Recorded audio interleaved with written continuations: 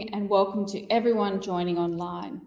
It is a pleasure to introduce tonight's Big Science Pitch, an initiative of the Native Australian Animals Trust. Tonight we will be joined by staff, students, alumni, industry experts, supporters and members of our science community. We thank you for being here and joining the conversation. I'd also like to thank tonight's panel of judges and our special guest and patron, Tim Winton. In keeping with tonight's theme, it is appropriate we reflect upon the stewardship of the lands that we stand on by the traditional owners and custodians. In my case, the lands of the Wurundjeri people of the Kulin Nation. It was that stewardship over tens of thousands of years that has endowed current generations Australia's wonderful plants, animals and landscapes, some of which you'll hear about tonight. I acknowledge the Wurundjeri people as the traditional owners and custodians of this land and pay respects to their elders and their families, and I extend that respect to any Indigenous people joining us tonight. 100 million years of isolation has made Australia's fauna unlike anywhere else in the world.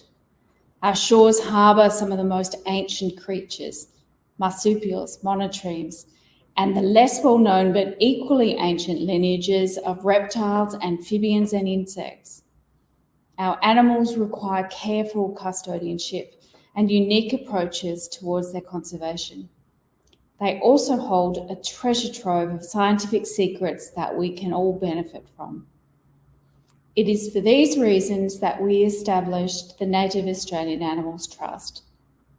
The Trust supports work on Australian animals and their environments with two broad purposes: to improve their conservation and to tap into the fundamental secrets of their biology to improve the lives of humans. The Trust is a way for people who are passionate about Australia's wildlife and their environments to connect with and support the research.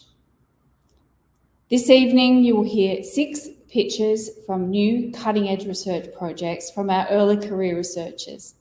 Some are focused on conserving and protecting Australian animals, while others are about learning from native animals to improve our lives. Each pitch is an example of what surprises can arise and what might be achieved when brilliant minds focus on native fauna. These are fresh ideas that will lead to new discoveries in science and have major impacts on our environment and our lives. Some will take years to come to fruition. Some won't turn out as planned, but along the way, we will make many exciting discoveries.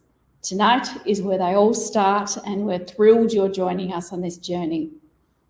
So please enjoy the pitches and don't forget to have your say on whether research funds should flow by voting for the People's Choice Award. I now hand over to Dr. Jen Martin, leader of the Science Communication Teaching Program here in the Faculty of Science and your MC for this evening. Thanks, Jen. Thank you, Moira, and good evening, everyone. The thunder appears to have stopped at my house, so I hope it's also stopped for you and you are ready for what promises to be a very exciting night. As Moira said, I'm Dr. Jen Martin. I'm very excited to be your MC. Now, I founded the Science Communication Teaching Program at the University of Melbourne because I believe it's essential that scientists can communicate their work in clear and engaging ways to a variety of different audiences. And I know we are going to see some brilliant science communication tonight. But before we can get underway with the amazing science, I do need to start with some housekeeping. So first up, you can see we have this beautifully snazzy platform that we are all gathering on tonight. If you need to contact our events team or you've got any problems and you need any tech support, please go to the inbox at the top of your screen and search for event support for instant chat, and there will be somebody waiting to help you. One thing that I do want to let you know about this amazing platform is that there's lots of further information on our judges, on our scientists, and the Native Australian Animals Trust on the tabs on the left-hand side of your screen. But wait, please don't click on any of them right now, because if you do, you will exit this stream and miss out on all sorts of exciting stuff. So please stay with us now. Check out the tabs and all the extra information later on, either after the main event this evening or even over the next couple of days, because we're going to leave everything open. So I'm going to begin by welcoming the one and only Tim Winton to our event as patron of the Native Australian Animals Trust. Now, fortunately for Tim, although I would have to say unfortunately for us, Tim is currently filming a documentary in the wilds of Western Australia and can't join us live. But earlier this week, he did manage to record a little video for us, which I invite you to watch with me now. G'day, this is Tim Winton, speaking to you from the Northwest Cape in Western Australia, which is Bayungu country, whose people and whose ancestors I'd like to acknowledge as I get bitten by ants. I'm not a scientist. I'm a storyteller, a novelist, but I guess it's fair to say that over the 40 years that I've been telling my stories for a living, the chief inspiration for my work has been my physical surroundings, particularly the landscape and the animals of my island home. And as I've got older and become a little bit more conscious, I think I'm more acutely aware of the fragility of our habitats and our species, and more invested in the conservation of both. Australia doesn't have a particularly good record when it comes to the preservation of our special species. Our mammal extinction record is really poor. But unlike a lot of other places in the world and a lot of other cultures, we are in a position where we still have time to set things right. There are other places in the world where this is all kind of done and dusted, where it's in many instances almost too late to save things, because as we've come to learn, once a species is gone or a habitat is gone, it's gone for good. It's important that we take this stuff seriously, not just because of the future of our native animals, but because all these species' futures, are bound up with our own. We're all in this together. We all live or die by the biodiversity that we're surrounded by and which we depend on. And like its rich store of ancient knowledge and Australia's rich reservoir of creativity, Australia's biodiversity is a treasure trove, and it's rightly the envy of the world. And like knowledge and creativity and biodiversity, these things are enormous opportunities that should not be wasted. The Australian Native Animals Trust has a vision to support and extend this opportunity, investigating fundamental biology and ecology of our animals, describing new species to science, creating new ways to save species and rescue populations, and to also turn back the tide of invasive species. It's my pleasure to be the patron of the Trust. It's my privilege, and I hope that you will be able to support their work as we look forward to making good on the opportunities that are still available to us. Some wonderfully wise words from Tim, and what an honour for us that he is patron of our trust. And we're delighted that Tim will get to decide which speaker will be awarded an additional $10,000 tonight for their research on top of the other prizes available, and the honour of winning the Tim Winton Choice Award. Now I'd like to introduce you to our incredible panel of judges for the evening. We are very fortunate to be joined by Tuni Mato, who is the Fisheries and Threatened Species Campaign Manager at the Australian Marine Conservation Society. You may recognise her face if you've watched the BBC series Oceans. By Professor Emeritus John Mackenzie, a population geneticist, and a much loved member of the University of Melbourne community as a former Dean of Science and Deputy Vice-Chancellor Research. Julie Douglas, a Faculty of Science graduate who's done all sorts of work contributing to the conservation of Australian native animals, including playing a role in the incredible recovery of the eastern barred bandicoot, which is now no longer considered extinct in the wild, which is a remarkable success story. Also by Liam Mannix, who is the national science reporter for The Age and the Sydney Morning Herald, and among many other awards, was the winner of the 2020 Walkley Award for short feature writing. And you're sure to have read some of his fantastic pieces during the pandemic. The final member of our judging panel is our very own Dean of Science, who you heard from a moment ago, Professor Moira O'Brien. And among many other things, Moira is the president of the Society for Reproductive Biology in Australia and New Zealand, and an expert on male reproductive health. So warmest thanks to our amazing panel of judges. And having heard some of our scientists practice their pitches last week, I know the judges are really going to have their work cut out for them. So our judges get to decide who will receive first prize of $25,000 towards their research, second prize of $20,000, and third prize of $15,000. And of course, we want to extend our warmest thanks to all of our supporters who have made tonight possible, because tonight we are going to be awarding a total of $110,000 to our researchers, which I think is just fantastic. So as you heard from Tim, tonight you're going to hear about some work that is focused on conserving and protecting our native species, but also about some work that is focused on learning from our native wildlife in all sorts of interesting ways that can benefit us as people, and some work that covers both of these different areas. So as you've heard a little bit about from Moira, I want to explain to you how the pitches are going to work. So shortly, we'll hear from our first pitcher. There are 6 of them, and they each have 3 minutes to wow you with their work, to tell you about the problems that they're trying to solve and the questions that they're trying to answer. Now, during each pitch, I encourage you to use 2 features, which are located on the right-hand side of your screen.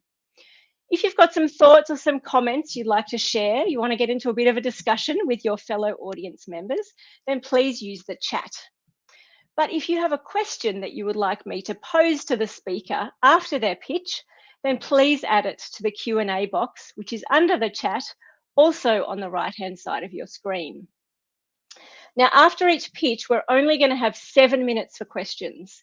So as soon as you think of a question that you'd like to ask, please pop it into the Q&A box. You don't have to wait until the end of the pitch.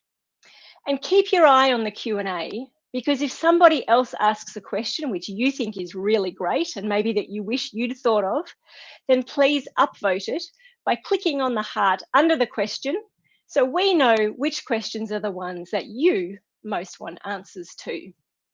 And of course, please don't worry if we don't get to your question during our 7 minutes, because our 6 scientists are all going to stick around after the main proceedings, and you'll be able to join any or all of them in their very own online room to ask them any further questions that you have. Now, just before we get started, there are 2 other things that you need to know.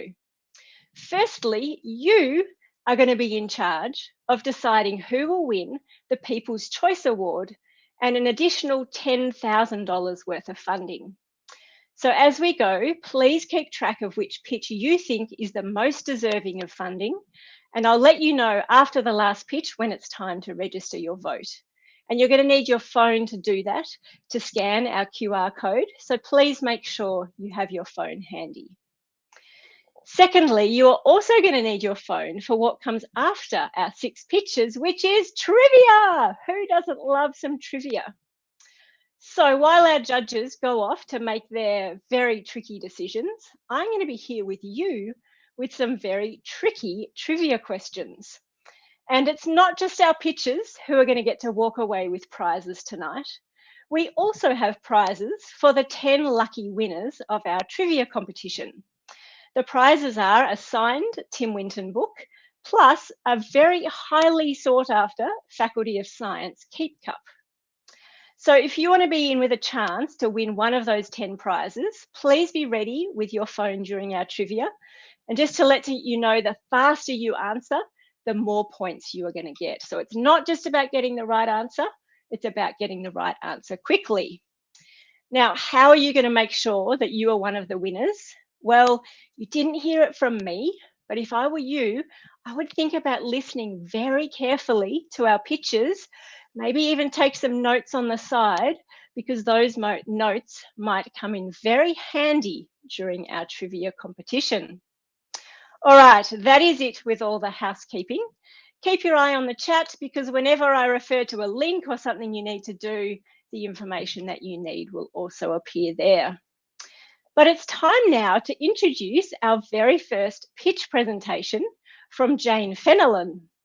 Now, if you want to read Jane or any of our other pitches' full bios, remember, you can do so in her tab on the left-hand side of your screen, but not now, because if you click into that tab, you will leave us and then you'll miss Jane's story. So to introduce Jane, I have a few lesser known facts. Jane is in fact what she calls, and I'd never heard this term before, but what she calls a time-displaced triplet. What does she mean? She has 3 sisters in her family. She's one of 3 girls, and they all have exactly the same birthday, but born in different years. What are the chances? Jane is also an AFL women's player with the Darebin Falcons Masters team and a marathon runner. Jane's pitch is called Putting Pregnancy on Hold. How does a wallaby do it? And don't forget to add your questions to the Q&A box as we go, so we can jump straight into the questions as soon as Jane finishes. So take it away, Jane.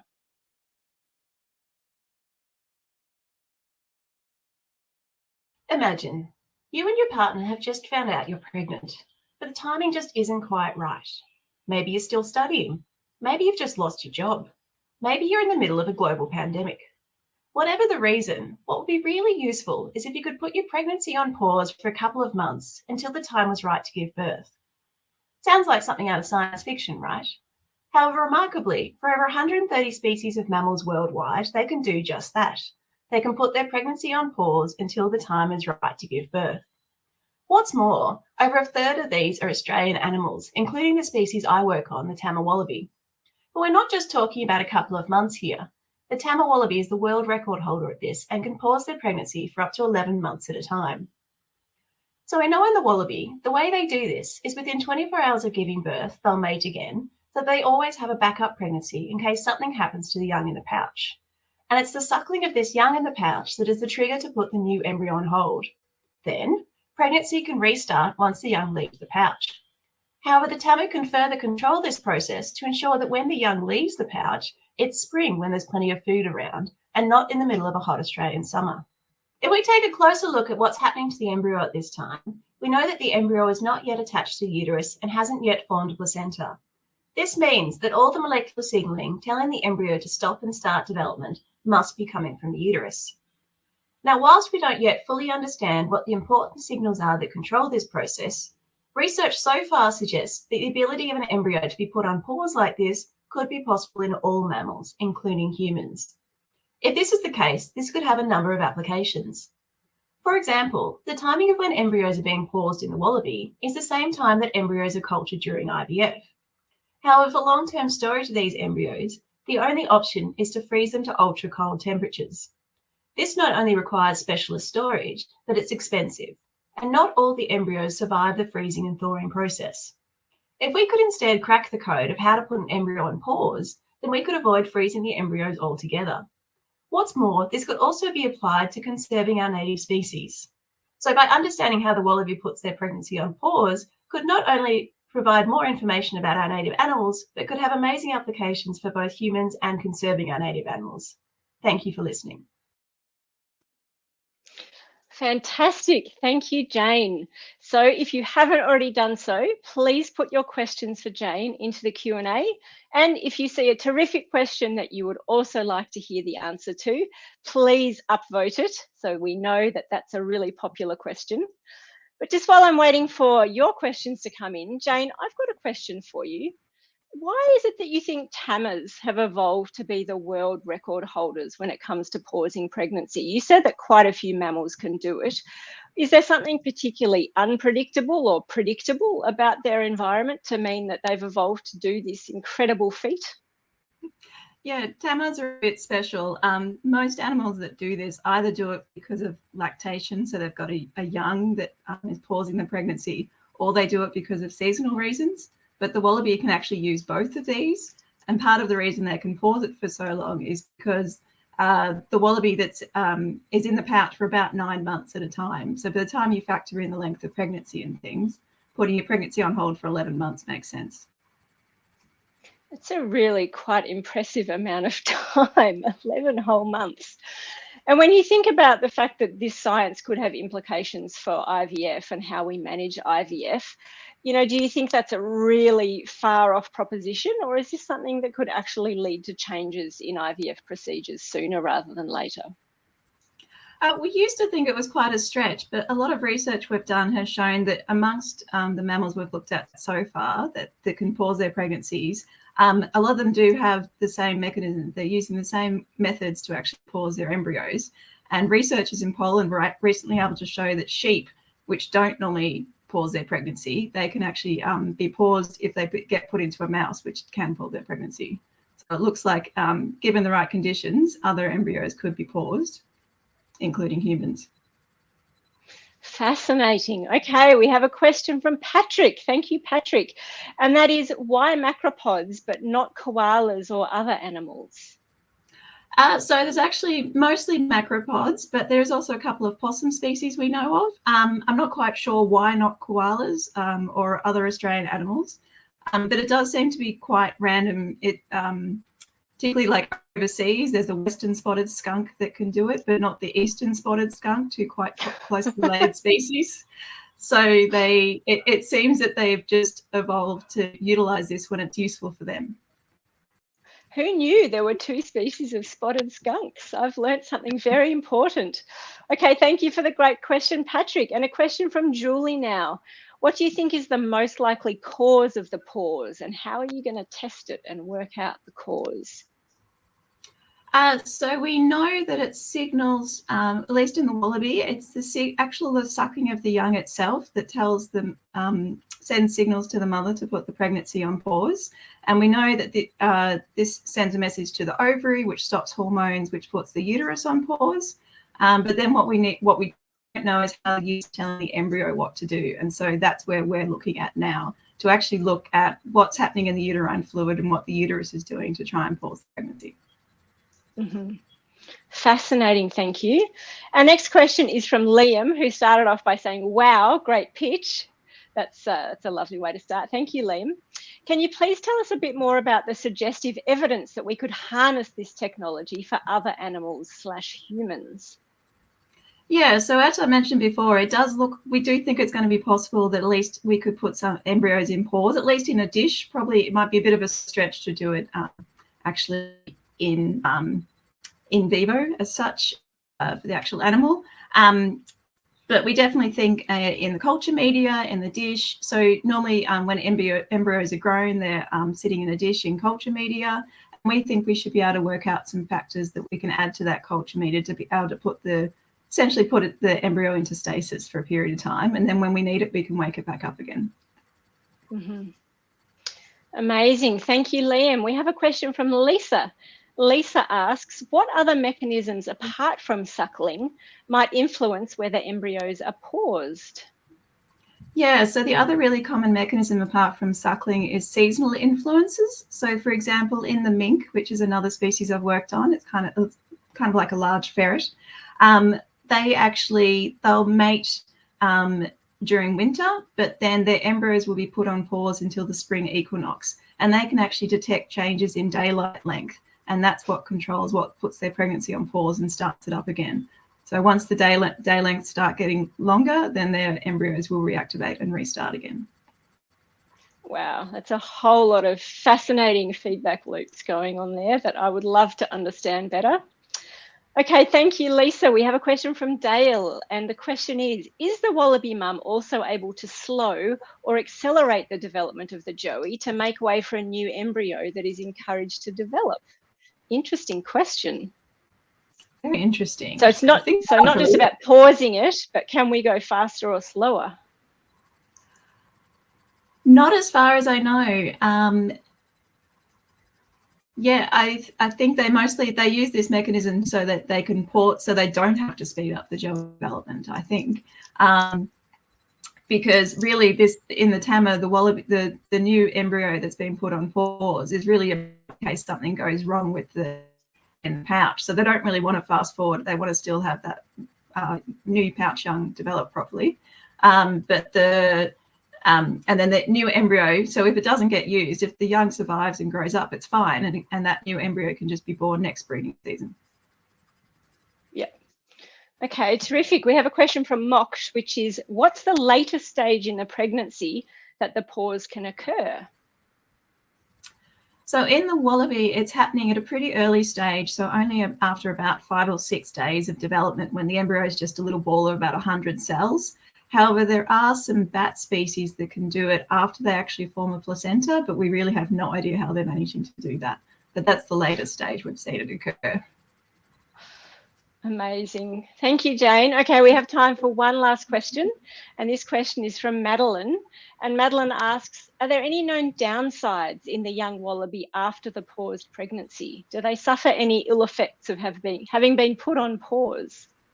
Not at all. This is something all Tama wallabies will do on a regular basis, and it's actually unusual for a wallaby to not pause their pregnancy. It's actually pretty unusual for that to happen. So no, they're perfectly fine. Wow, that was absolutely fascinating, Jane. I'm sorry that we've run out of time for questions. Remember, if you do still have questions, you will get the chance to ask Jane after our proceedings are over. But thank you, Jane. Fabulous job. It is now time to move on to our second speaker for this evening. So I'd like to introduce you to our next pitch presenter, who is Luke Barrett. Now, what you won't find out about Luke if you read any of his bios that you could find online is that he grew up in country Western Australia, and his first job was at an abattoir, and his second job was humping wool bales through remnant bush in the Western Australian wheat belt. And he got covered in so many kangaroo ticks during this job that he decided that marine biology was a far better choice of job. Luke also has a diploma of photography, and he spent the last lockdown rebuilding a fiberglass boat in his backyard, which he's hoping to have done for the summer holidays. So welcome to Luke. His pitch is called Converting Wastewater into Pharmaceutical Grade Agar. Don't forget, put in your questions to the Q&A as soon as you've got an idea. And if you see a question you like, please remember to upvote it. So please welcome Luke.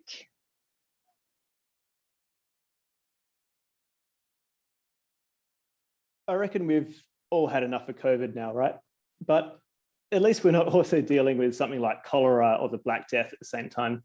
And the reason we're not is that we have something called agar. This is a powder that when mixed with water makes a gel that is perfect for growing bacteria.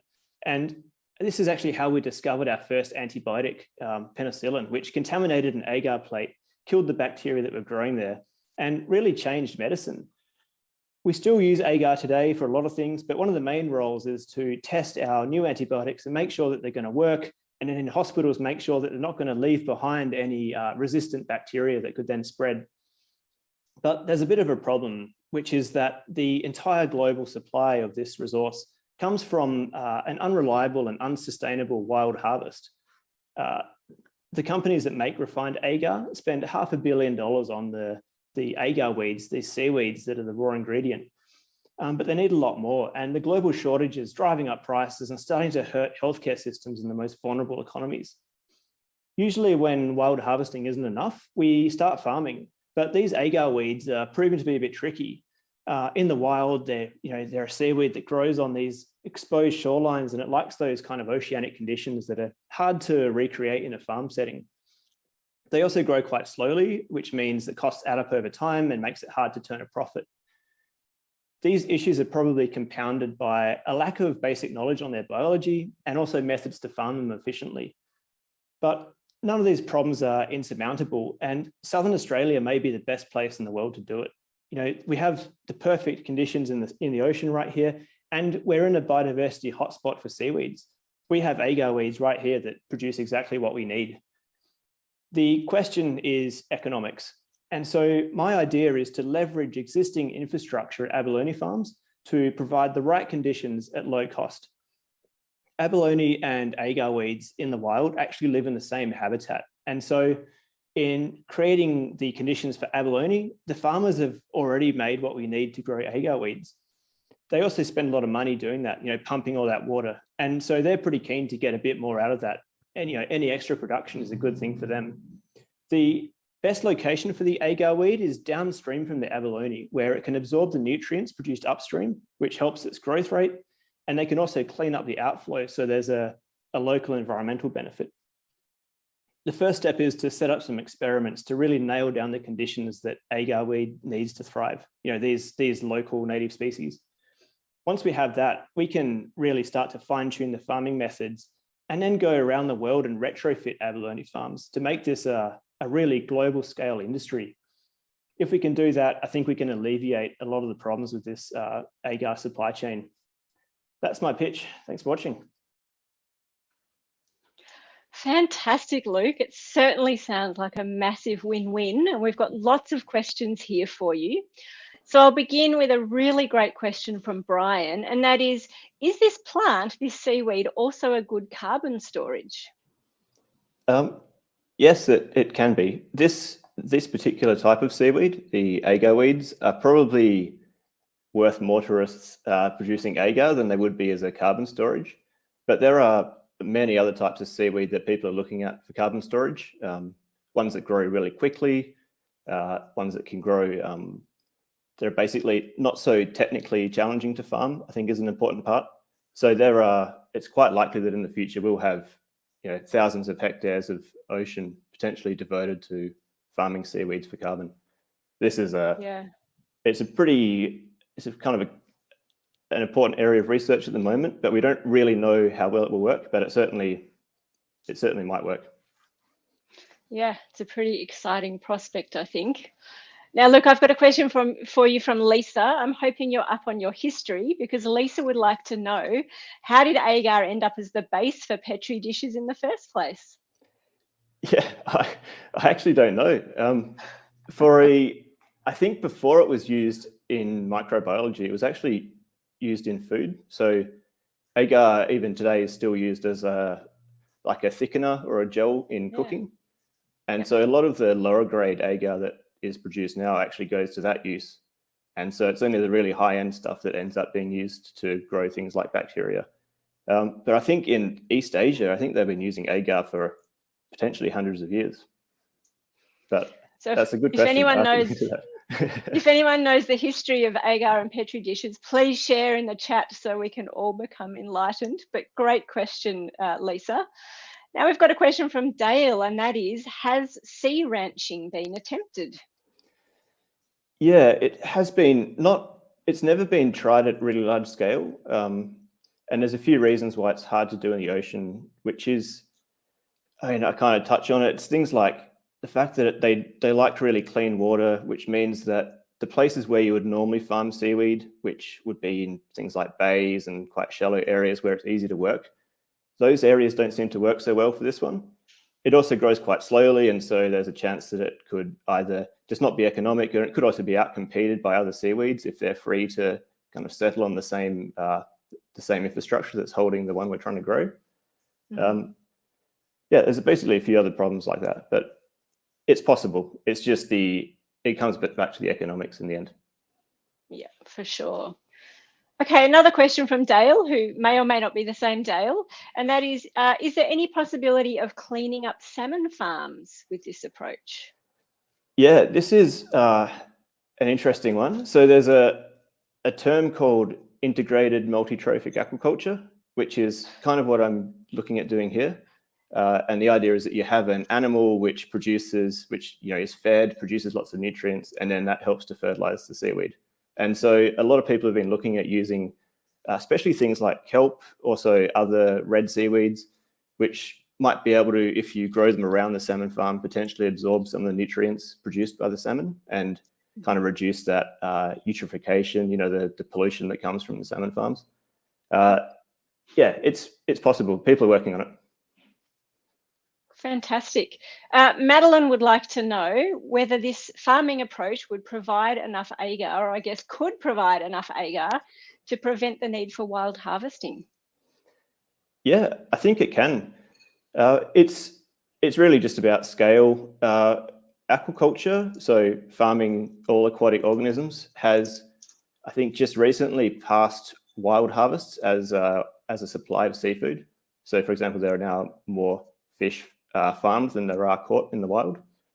And I think there's no reason why this couldn't happen with agar weeds as well. Terrific. Okay, we've got one last question for you, and this is from Liam.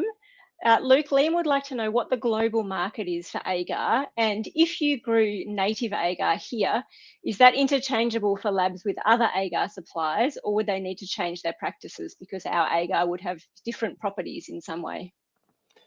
Yeah, so they should be interchangeable. And actually, a couple of the species we have here, the limited work that's been done on them suggests that they produce really good quality agar, which would fit perfectly into the supply chain for bacteriological agar.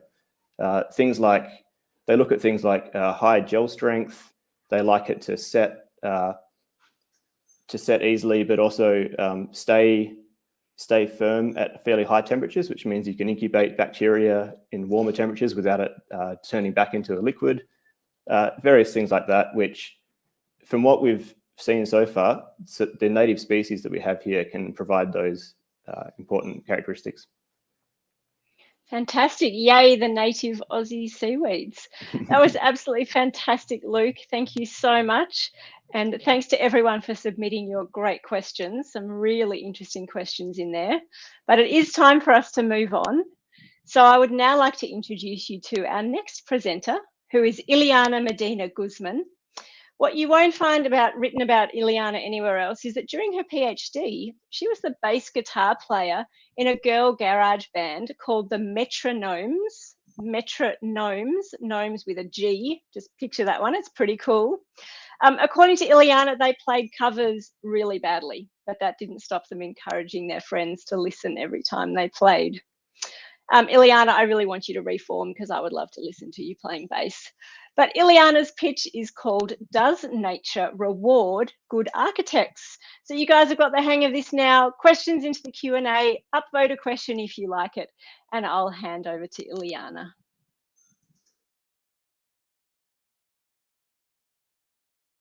Hello, everyone. Today, I would like you to forget about the pyramids, forget about the Colosseum and the Opera House, and look at this image. I reckon the greatest architects of all time are birds, and nests are the true wonders of the world. With a brain that is the size of a pea and the most humble building materials, birds construct these amazing incubators that defy gravity and the forces of nature. For millions of years, this behavior of building a nest has protected the future of all these species. But times are changing and extreme conditions are increasing in frequency. Will these architects be able to keep up with the times? Our birds are facing a new design challenge due to climate change. I'm sure you all know and have felt that temperatures over 40 are becoming more and more common. In fact, temperatures close to 50 degrees have been recorded inside nests of Australian species in recent years. And this is a big problem. Eggs can simply not survive temperatures beyond 40 degrees. They usually develop around 37, and just 2 or 3 degrees above that, and they essentially get cooked. So is there anything that birds can do to face up to this challenge? Well, just like with our houses, the way nests are built could affect the temperature of their contents. The size of the entrance, the width of the walls, the orientation, the location, all these features could affect how hot it gets inside there. The question is then, can birds adjust their designs fast enough? We have no idea. But despite having bird brains, birds are really smart and their nests have inspired humans for many years. So I think there's hope. I want to find out how building behaviors can help birds cope with future temperatures. To do this, we need to understand two things. First, which building decisions can keep eggs cool? And second, whether parents that make those smart decisions are more successful and these behaviors can remain in the population. Essentially, whether nature is going to reward good architects. To answer this, we will, of course, use Australia's Bird of the Year, a banded population of superb fairy wrens. This will allow us to identify and follow individuals through their life. We will learn whether different individuals have different building styles and how much variation in this design exists within a population. We will discover which particular building decisions can make an actual difference to eggs and chicks and their survival. And we might also discover techniques that can inspire the design of our own structures and materials. All this information is fundamental, not only to predict what will happen in the future with birds, but also to understand at a deeper level how these beautiful structures evolve, how evolution operates on this incredible behavior, and how on Earth we ended up with these tiny, brilliant architects and these wonders of nature. Thanks for taking the time to listen. Thank you, Ileana. Amazing. Those nest pictures are just incredible. And we have our first question from Logan, who is aged 9. Ileana, Logan would like to hear a little bit more about whether we can use bird nests as models for our own buildings. Yes, that's a great question, Logan. We can, and people have done it, and they have come up with incredible designs. There's this huge stadium in Beijing, which is called the Bird Nest Stadium, which has a design that was inspired by nests from birds. And there's hammocks that hang from trees that were inspired by the shape of some nests as well. So definitely there's a lot. Our architects and engineers, they have been inspired many times by their designs, the designs of different bird species. I can see why. Thank you so much, Logan, for the fantastic question. Next, we have a question from Joshua, who would like to ask, what do we know about the heritability of nest building behaviours? Is it a learned or a plastic behaviour? This is a question that I also have. We know so little about nest building behavior. The few things that we know are just from birds from Europe, basically 5 species from Europe, where they have tested heritability of some traits like nest size. And there is some evidence that size, for example, could have a heritable component. We think there is a big component of plasticity. So if you don't know what plasticity means, essentially it means that the same individual can produce different types of nests during their life, depending on the environment where they build it. And we have evidence that birds can adjust their designs to some conditions. Again, all information from the northern hemispheres. We know that some birds build bigger nests in colder conditions, for example. We don't know what happens when it gets too hot, which is a big question. Yeah, absolutely. Thank you, Ileana. Now, Alex M would like to know, how can birds actually make their nests cooler? What can they do to a nest to make it cooler?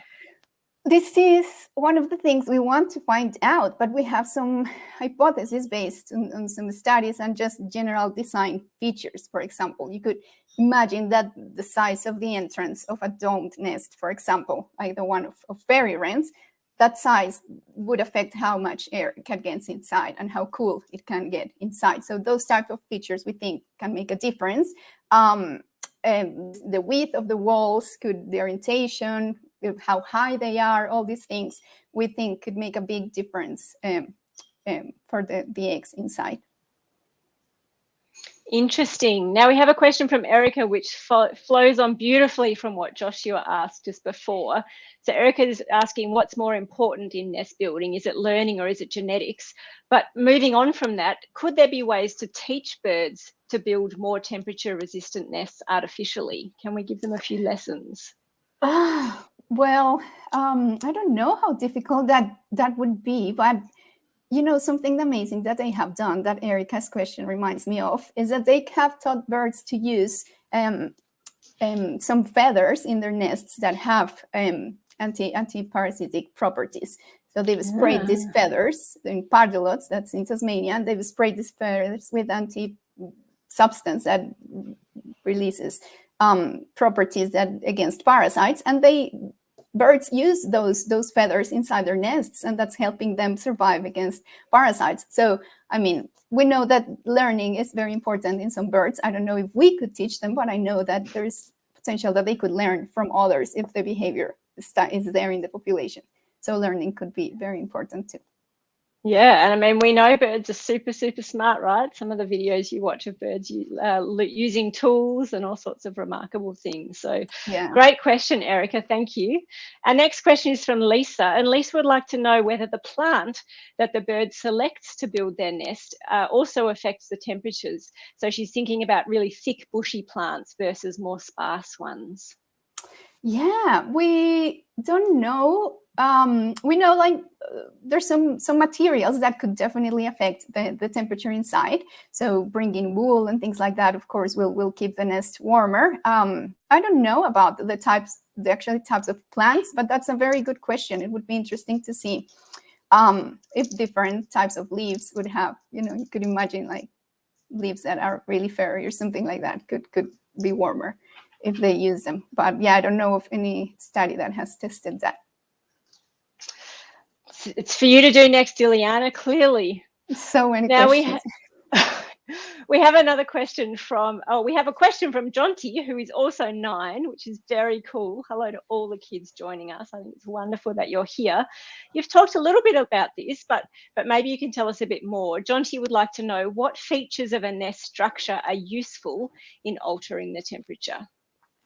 Yeah, so this is where all the knowledge from engineers and architects becomes useful, because we think that birds could use similar things to what we do in our houses, having big entrances, having well insulated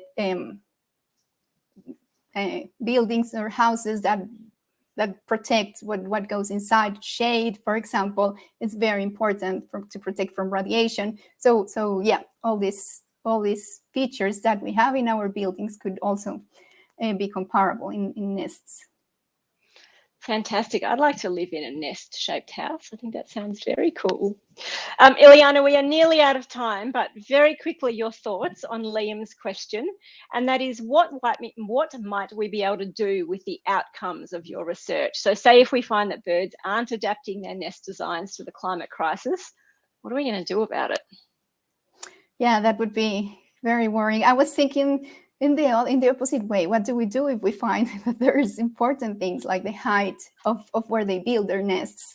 That could mean having tall trees in their habitat could make a whole difference if they have the choice to build up there. Yeah, so this is the first step to really find out what we could do. We could offer shade, things like this. I think that's one of the most important things that we could offer, depending on what we find. Yep. Let's just hope you find that they are absolute masters when it comes to adapting their nest. I have faith. I know they will. I have faith too. Thank you so much, Ileana. That was just terrific. And thanks again to everyone for your wonderful questions. We are now halfway through our pitches. So just a really quick reminder, keep thinking about who you want to vote for the People's Choice Award. So there's 3 more to listen to, but hopefully you already have a favourite in mind for at least the first half. And I'm hoping that you're taking some notes, or that you have a very good memory when it comes to being ready for our trivia session. And make sure you have your phone handy for both of those when we come to finish our pitching session.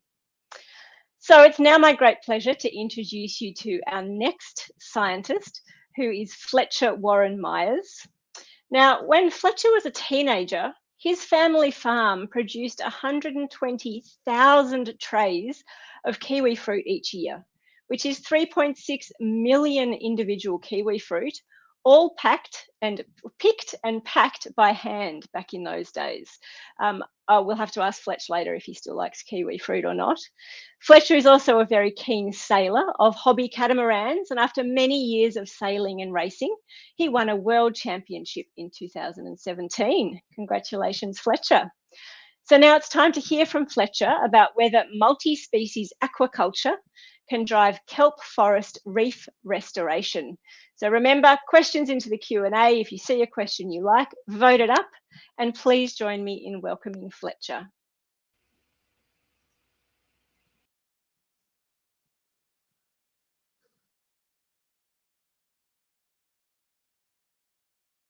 So our kelp forests are disappearing all across southern Australia, and that's due to an overabundance of sea urchins.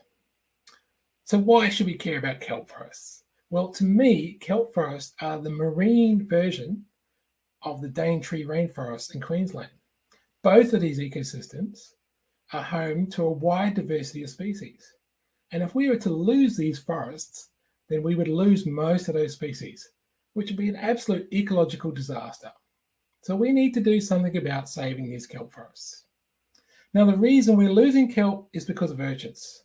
So what happens when you get too many urchins on a kelp forest reef? They overconsume it, they graze it, they eat it all down, and you end up with what we call an urchin barren. Now, barrens do not support very many species, and effectively they are just like a concrete desert in the ocean, so not very desirable.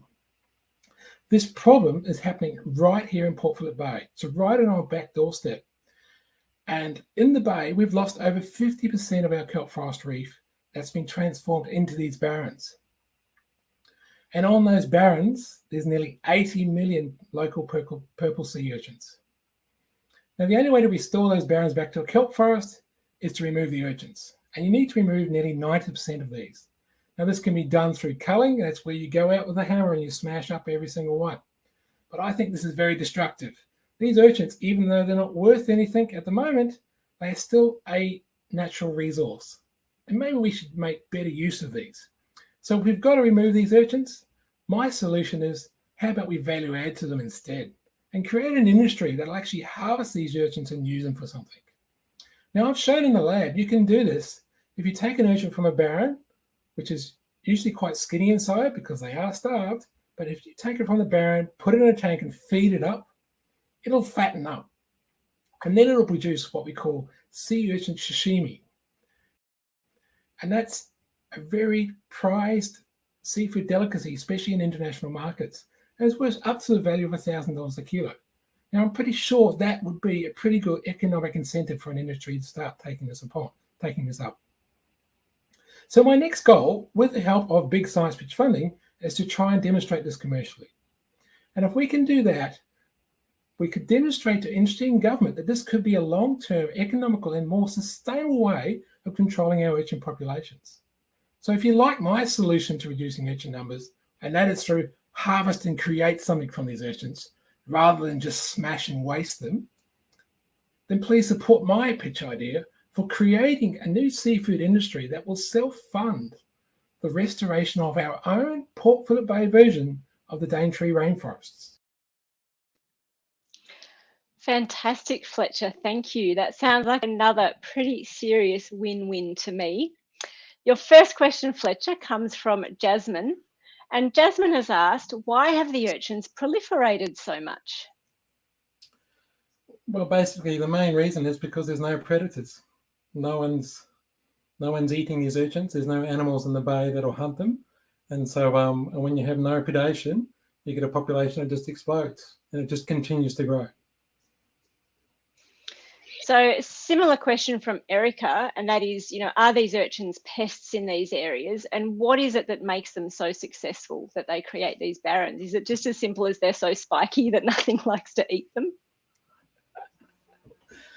Again, well, the reason you might want to call them a pest is because there is no predators.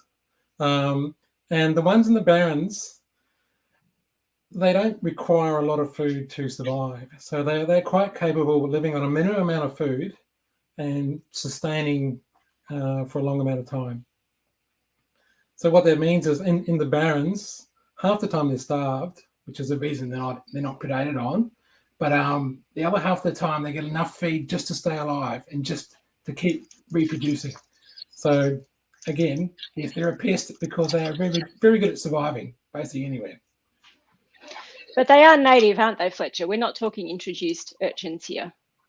No, this is a native species and a very prized delicacy species of Port Phillip Bay. So yes, it's local and native.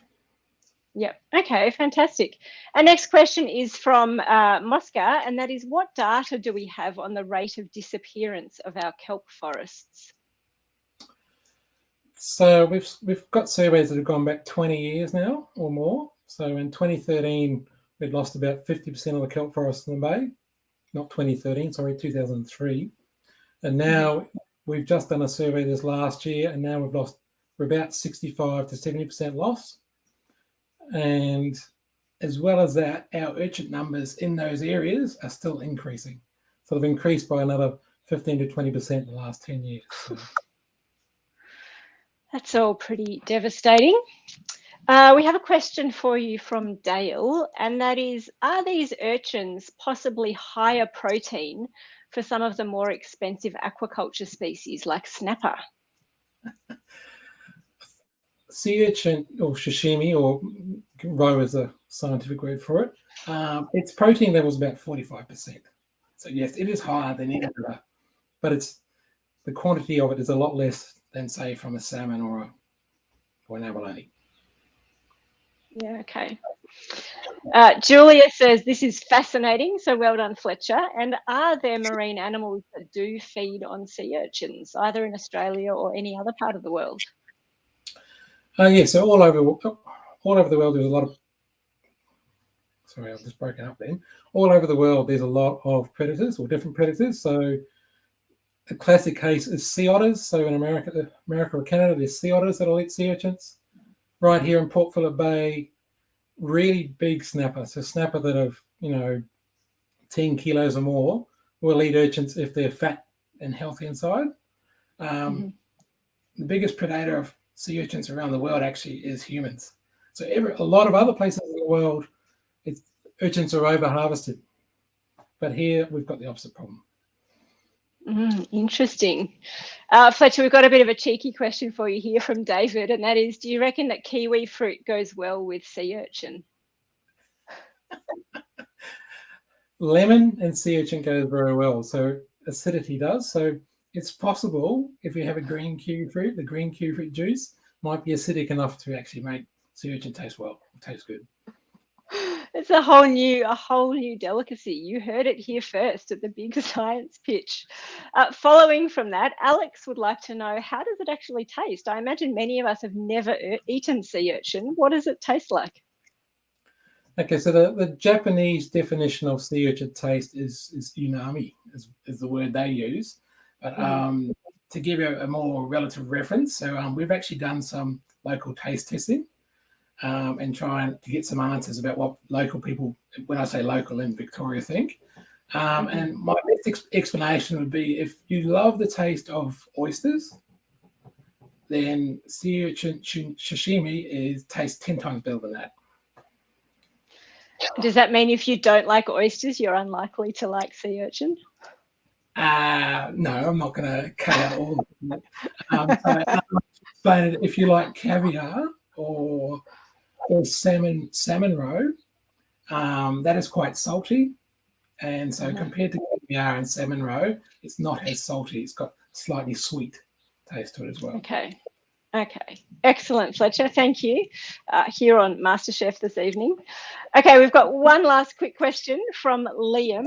Fletcher, Liam says that it looks like we've been trying to foster sea urchin farming in Port Phillip Bay for quite some time, and why hasn't it been working? That's a very, very good question. So how do I explain that one? So basically, there is a wild fishery in the bay that fishes sea urchins as well, but they only fish in kelp forests. The urchins we're looking at are urchins that come from barrens because they're not worth fishing by the fishery. But because there is a current fishery at the moment, we actually do need to have legislation change or permission from certain government entities to be able to take this to the next step and actually make it a commercial identity. But at this stage, we are now allowed to actually start our first commercial trial, just to demonstrate that this can be done. Fantastic, Fletcher. Sorry to wrap you up there, but it is time for us to move on. Absolutely fascinating. Thank you again for your wonderful answers and for all the great questions. It's time for me to introduce you to our next presenter, who is Amanda Franklin. Now, Amanda apparently used to be a tap dancer, and she did perform in the 2000 Sydney Olympics opening ceremony. She did let me know that there was actually an extra opening ceremony here in Melbourne for the soccer. I don't know whether she got to tap dance in that ceremony or not. We'll have to ask her that later. But Amanda's pitch is called Dazzling Displays, How Movement Affects Perceptions of Iridescence and Gloss. Please send me your questions and let's welcome Amanda.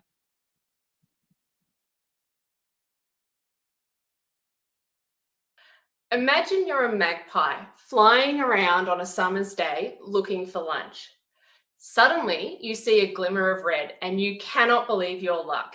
It's Mr. Sparkles, that dastardly beetle that's been escaping your attacks for weeks. But this time, he's in the open, easy to grab, and you're going to get him.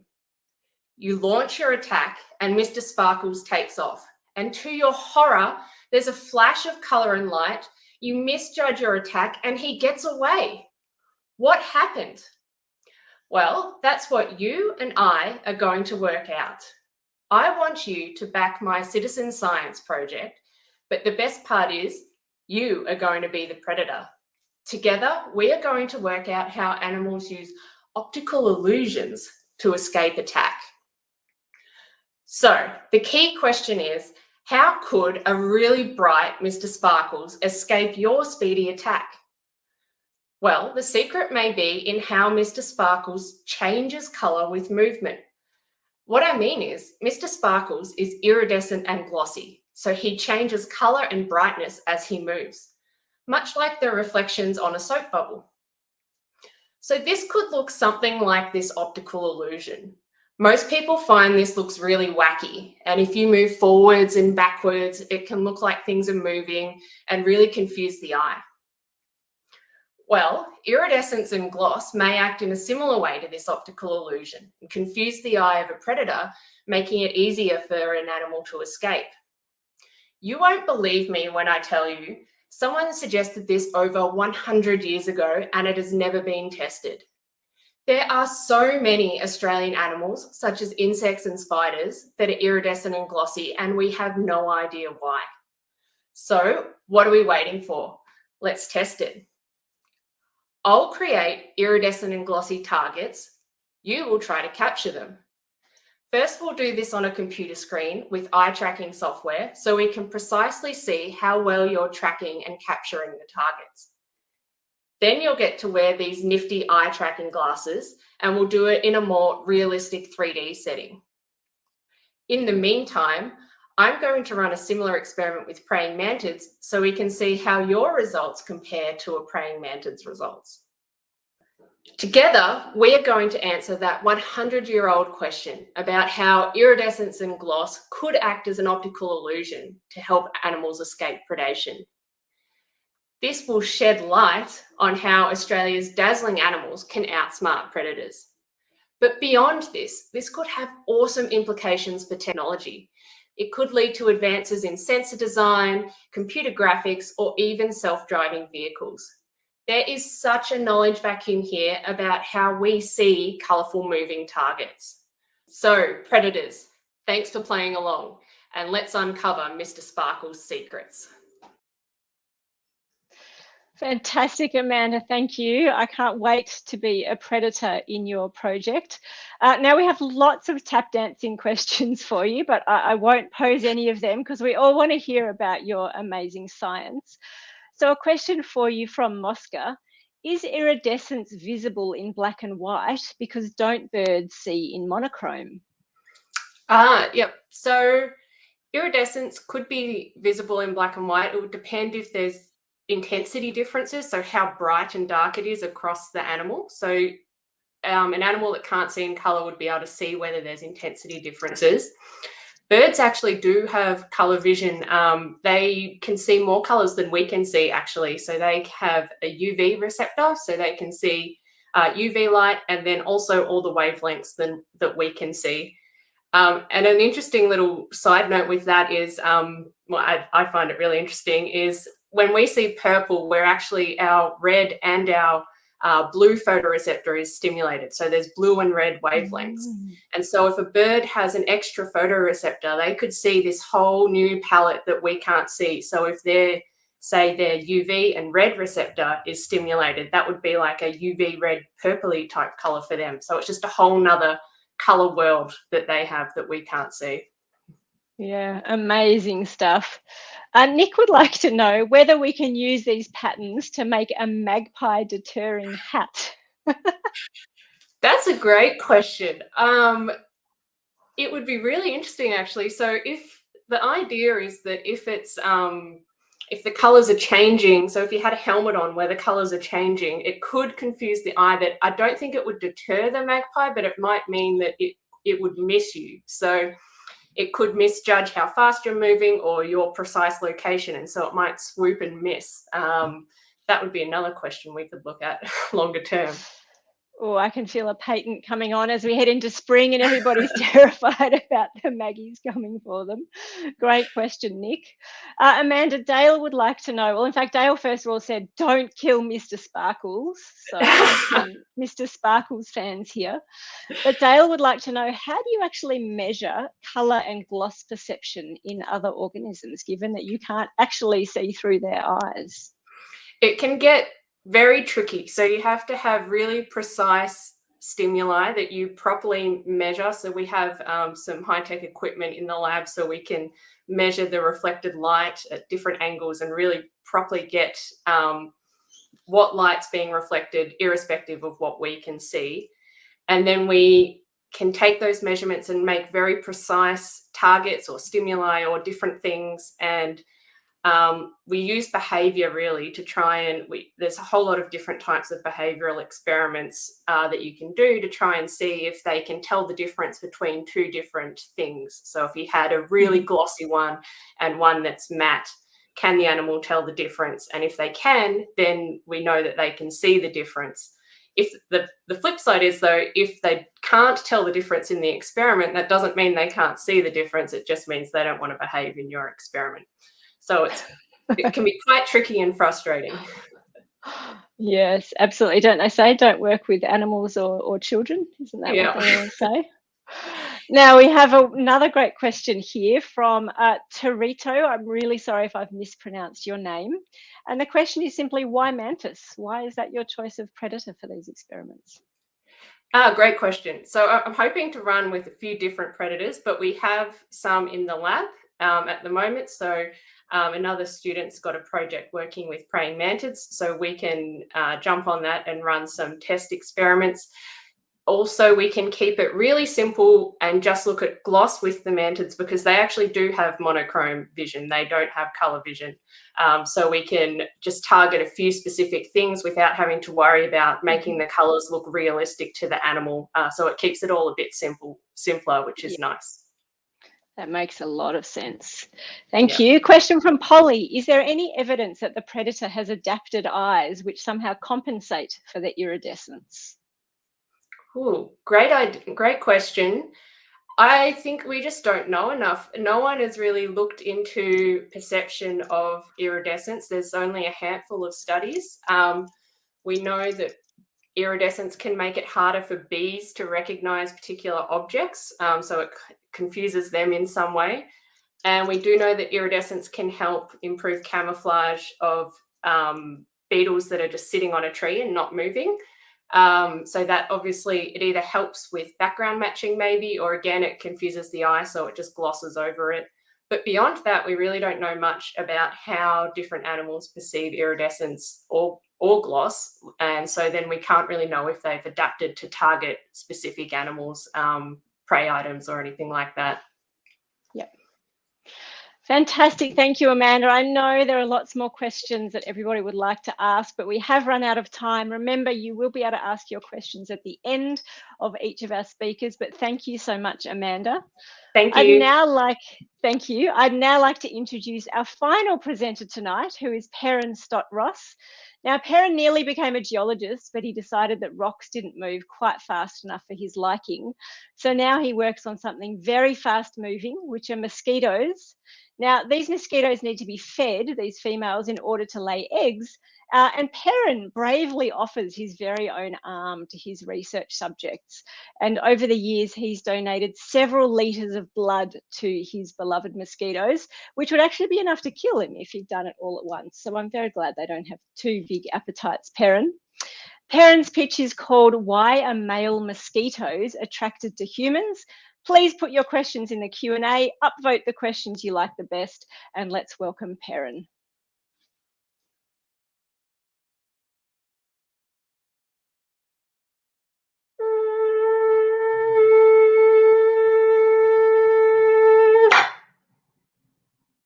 Don't you hate the sound of a mosquito buzzing? Mosquitoes are so annoying because they're great at hide and seek. They'll track you down from long distances just by following the air you breathe. Did you know that it's only the female mosquitoes that bite? Sucking your blood is how they spread deadly diseases like dengue and malaria. Male mosquitoes, on the other hand, are harmless, but they're still really annoying. If there's a mosquito that keeps hovering around you but doesn't bite, it's probably a guy. We don't know much about male mosquitoes. Most scientists only care about the females because they're the ones that spread disease. For once, it's the males that are being left out. Male mosquitoes don't suck blood, so why do they like us? The goal of my research is to understand how and why male mosquitoes interact with people. I'll be working with an Australian native mosquito that has made its home in your home. I'll start with some simple experiments. I'll release male mosquitoes into an open arena and track them as they fly about. Female mosquitoes use different cues to locate people, like the air you breathe, the smell of your skin, and the warmth of your body. In controlled experiments, I'll test if male mosquitoes fancy the same things as female mosquitoes. We think that male mosquitoes are attracted to people because that's where the females are. In the next experiment, I'll be acting as a wingman. I will test if male mosquitoes have a better chance of finding a mate if they're able to fly around me. So, how can we use this new knowledge? If we know what male mosquitoes are attracted to and why, it will help us to develop better traps that can target them. This is crucial for mosquito surveillance, especially when monitoring the outcomes of mosquito control programs. I hope that my research will improve our understanding of Australia's most annoying animal and lead to better ways to control the diseases they spread. And remember, only female mosquitoes want your blood, but males still want to hang out, whether you like it or not. Thanks for listening. Thank you, Perrin. Now, just before I start asking Perrin some questions, just a reminder that as soon as Perrin's question time is over, it will be your chance to vote for the People's Choice Award. So please make sure you have your phone handy. So my first question for Perrin is from Erica, and that is, why do you think that it's the humans attracting the males and not the females? Well, we've actually tested this before. So we've done some experiments in a large arena where we've had people sit at one end of a cage, and then we release mosquitoes at the other end, and we haven't had any female mosquitoes involved. And so you can see that they are actually, very interested in us even without the female mosquitoes. Okay, and Dale would like to know, could it just be that they know that's where the girls are? Yeah, well, they're also attracted to female mosquitoes, so they have very good hearing, and they can actually pick up the wing beat of the female mosquito, and so they're pretty good at locating the female mosquitoes. But yeah, they are also attracted to people too, and so we want to find out, what it is exactly that they're attracted to. Interesting. Thank you, Perrin. I have a question for you from Samantha. Samantha would like to know, do any other organisms get bitten by mosquitoes? Is it the different blood? Who are mozzies attracted to? Absolutely. There's so many things that are bitten by mosquitoes, and it depends on the species of mosquito. So there's some species of mosquito that are that almost exclusively bite birds. There are ones that feed on reptiles, they feed on fish that are close to the water.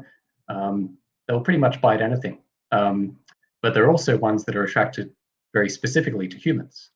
And so these are the ones that we're interested in. Mm-hmm. Interesting, thank you. Tim would like to know, why are males so important to insect control and to stop diseases like dengue fever? So male mosquitoes, of course, they don't spread the disease themselves, but they have to, the females have to mate with them to be able to reproduce. And so there's different research groups around the world that are releasing modified male mosquitoes that can make the female mosquitoes infertile. And so as part of these programs, it's really important to be able to track the male mosquitoes as well. Thank you. Now, Sarah would like to know whether, could it be that males are helping females to locate humans to bite? That's a really good question. Yeah, we don't really know. We're not really sure if female mosquitoes are attracted to males or not, or if it's the males that are tracking down the females. But it's certainly a possibility.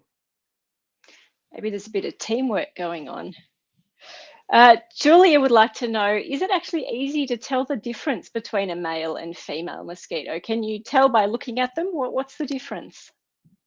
If you look closely enough, you can, yeah. So the male mosquitoes are usually a fair bit smaller, and they tend to have really bushy antennae.